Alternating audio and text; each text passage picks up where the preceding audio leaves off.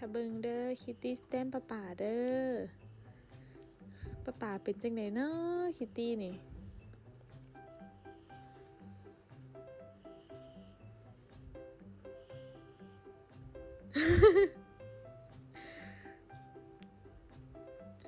ใจเย็นป่าป่าป่ะฮะนะ ป่าดิ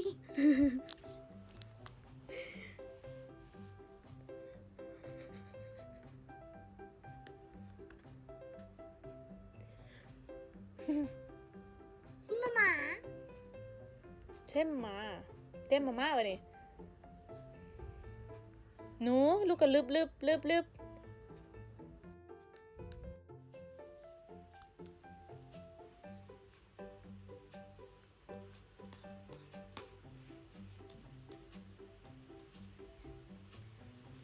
ไผ่นี่ไผ่ ป่า ป่า แมวที่บอกนั่นลูก ป่าพี่ใจป่า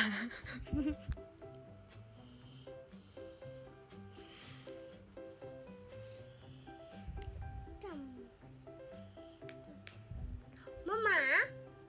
โดยเต้มมาม่ามานี่โอเคเต้มมาม่ามานี่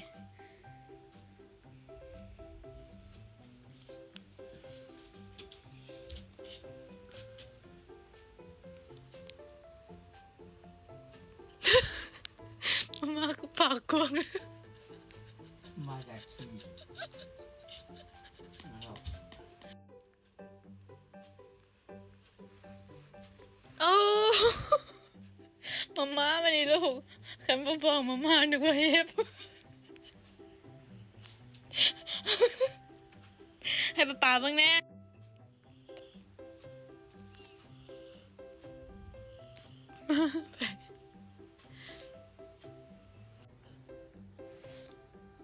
พี่ตาจุบมามี โดยเอาไว้เบิ่งน้ำลูกหน่อยดู ได้แล้ว สมามชิวสิว่าสอายุว่าสมามี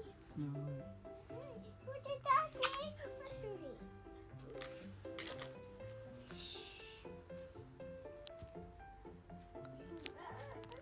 อ้าว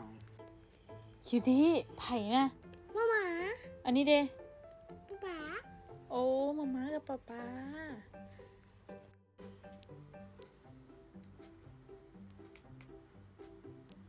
ทวด เขียน ทวด ตัวทวดเหรอวันนี้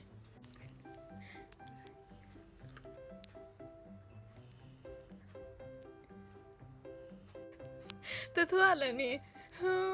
งามแท้มาวันนี้แม่นตัวบอนมานี่โอ้ตัวบอนคือพิซซ่าแท้ เต็มแล้วทั้งหมด เต็มแล้ว